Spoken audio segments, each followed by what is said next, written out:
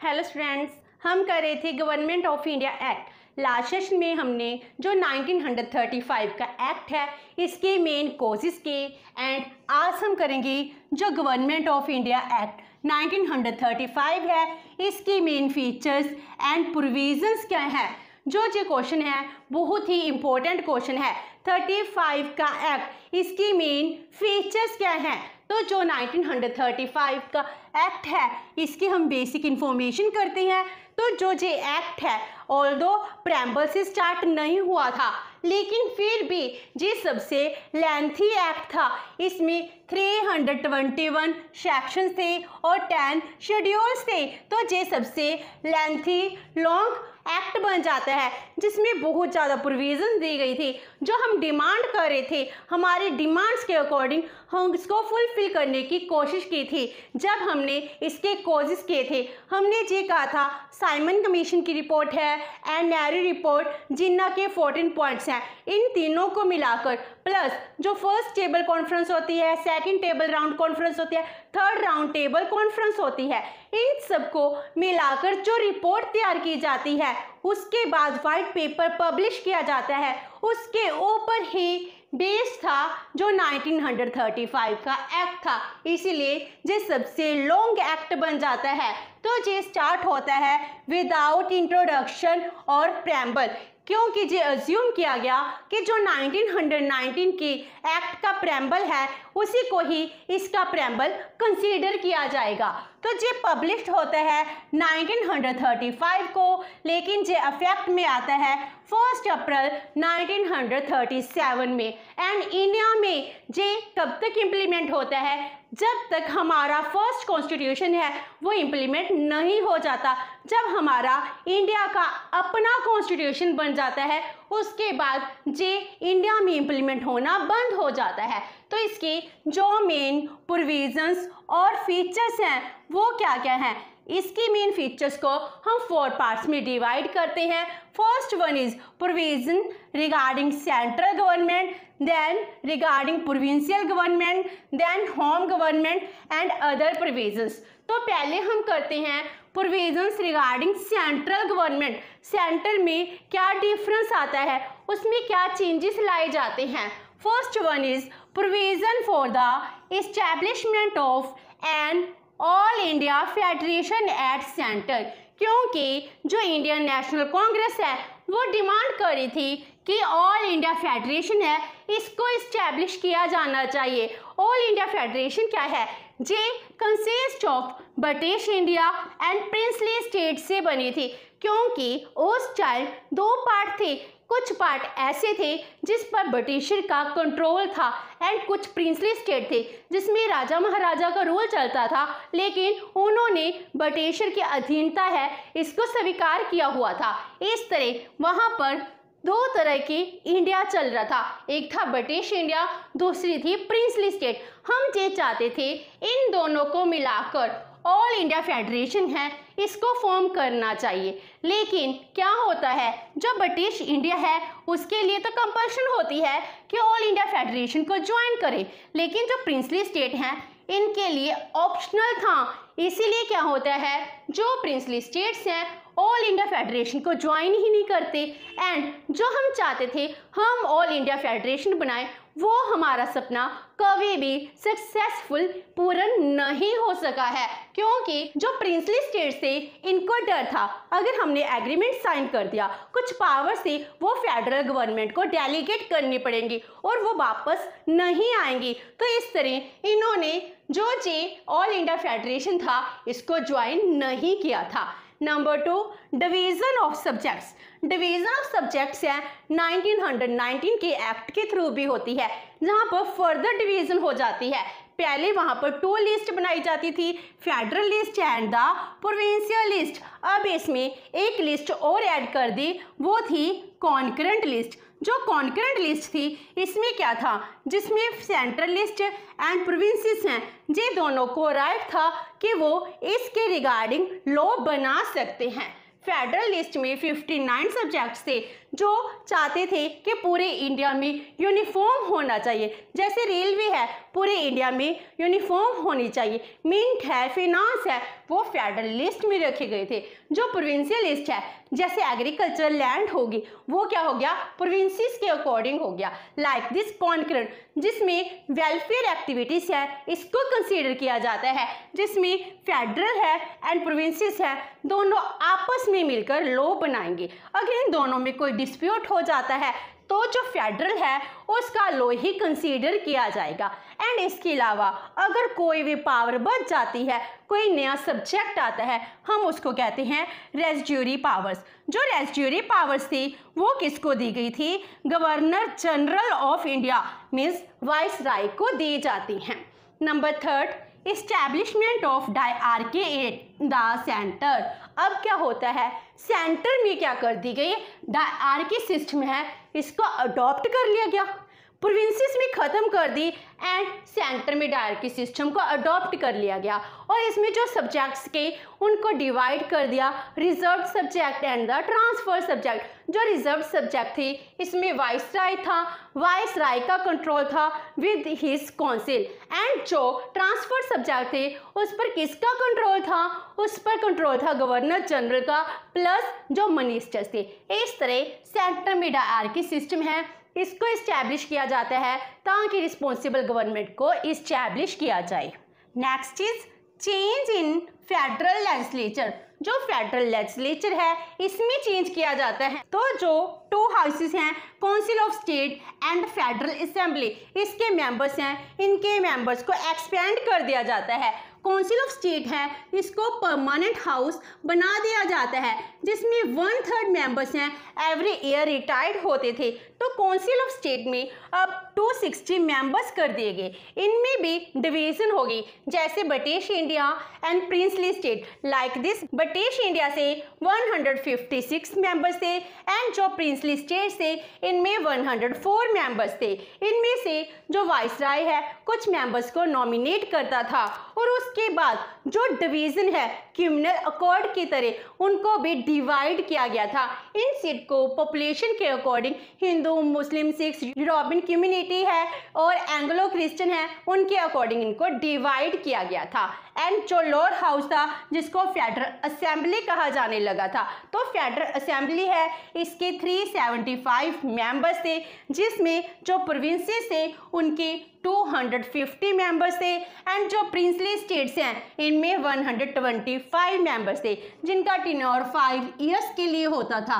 इस तरह जो डिवीज़न है वो की जाती है। एंड जो डिवीज़न थी पहले से ज़्यादा अब कम्युनल एंड क्लास इलेक्टोर पर बेस्ड थी। इस तरह फेडरल लेजिस्लेचर है इसमें चेंज किया जाता है। Next is establishment of federal court.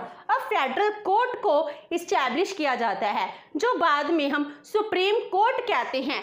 तो फेडरल कोर्ट क्या थी, जब सेंटर और प्रोविंसेस में अगर कोई डिस्प्यूट अराइज हो जाता है तो वो डिस्प्यूट कहाँ पर सॉल्व होगा, in the federal court. Federal court ही सारे डिस्प्यूट को सॉल्व करती थी। एंड जो लोअर कोर्ट है इसके अगेंस्ट अगर अपील करनी थी वो कहाँ पर होती थी, फेडरल कोर्ट में होती थी। Next is provision to appoint financial adviser and the advocate general. जो एडवोकेट जनरल था वो क्या करता था, वाइसराय को लीगल मैटर्स में अपनी एडवाइस देता था।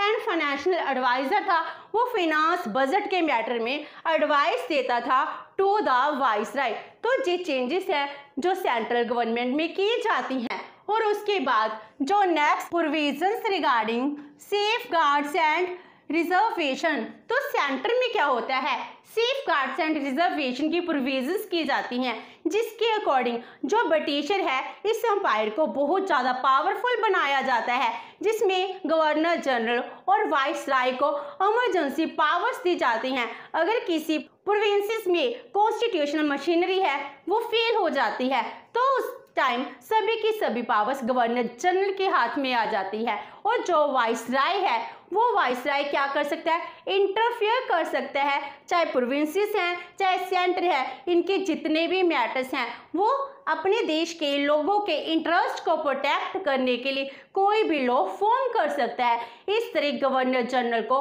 बहुत सारी पावर्स दी गई हैं।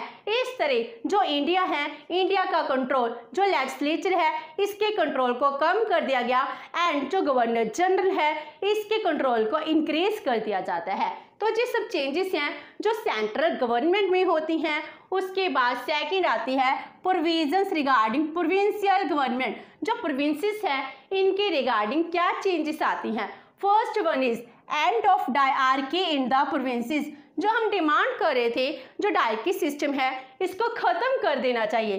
तो जो प्रोविंसेस हैं इसमें डायआर्की सिस्टम को ख़त्म कर दिया गया एंड इसके बाद जो प्रोविंशियल ऑटोनॉमी है इसको स्टार्ट कर दिया जाता है, जिसमें इनको बहुत ज़्यादा ऑटोनॉमी दी जाती है। इसके ऊपर हम सेपरेट से एक वीडियो बनाएंगे कि प्रोविंसेस को कैसे ऑटोनॉमी दी जाती है, जिसकी मेन फीचर्स क्या थी।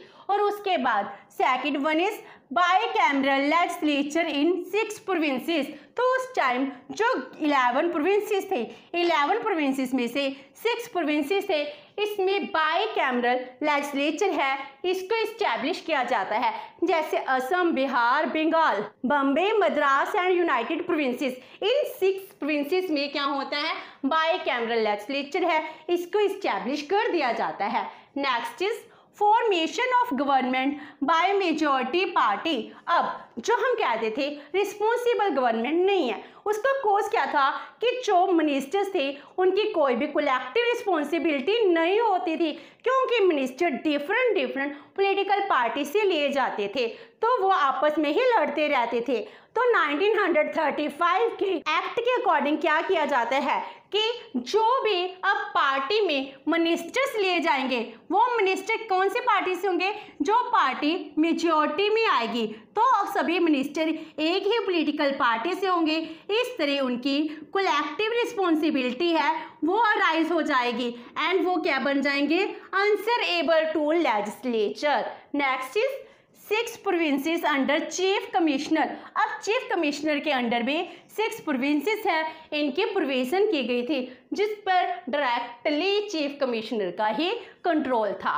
Next is 2 new provinces. अब 2 नए प्रोविंसेस हैं वो बनाए जाते हैं, सिंध एंड उड़ीसा। जो भी इन्होंने डिमांड की थी, ये सब कुछ जो जिन्ना के 14 पॉइंट है उस रिपोर्ट में मेंशन था कि सिंध प्रोविंसेस है इसको फॉर्म किया जाना चाहिए। तो नए प्रोविंसेस हैं वो बनाए जाते हैं।